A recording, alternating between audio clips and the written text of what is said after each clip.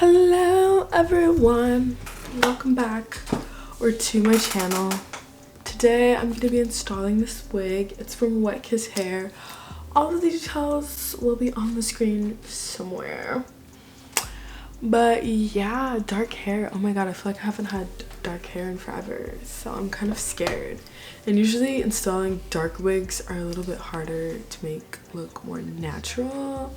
But yeah, all I did so far was oh shoot, oh my god, all I did was install my bald cap and straighten the wig. That was it. And I bleached the knots. Dang, I kind of did a lot off camera, but all of that stuff is really repetitive and I put it in most of my wig videos. So yeah, this is how we're starting off. I'm gonna pluck the wig because although it comes pre-plucked, it needs to be plucked a lot more to match my hairline. So yeah, let's begin. I'm using this tweezer from Sephora because I don't know what it is, but angled tweezers are so much better than the ones that look like this. So yeah.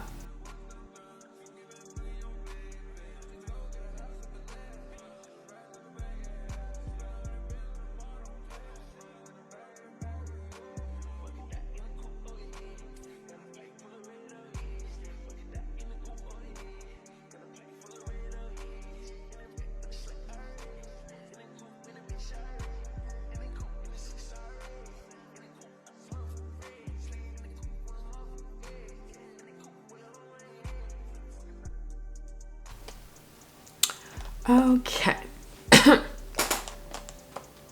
This is what we're working with. I'm using this Kiss glue. I know it looks like it's been through some stuff, and it has, but I would use Ghost Bond because it's way better, but I don't plan on keeping this wig on too long, so I'm just gonna use the Kiss glue.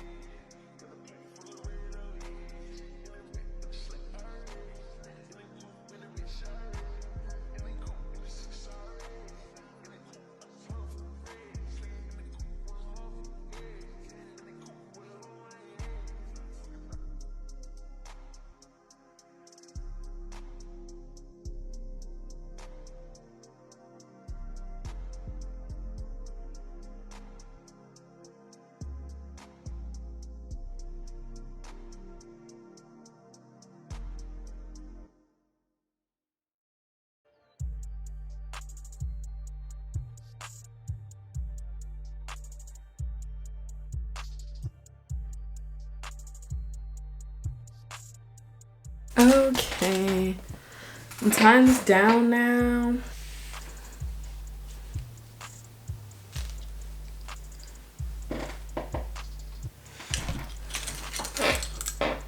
Okay, I'm probably gonna go eat something. That's probably gonna be like 15-20 minutes. And then I'll come back. Okay, I'm back. Ready to cut this lace off.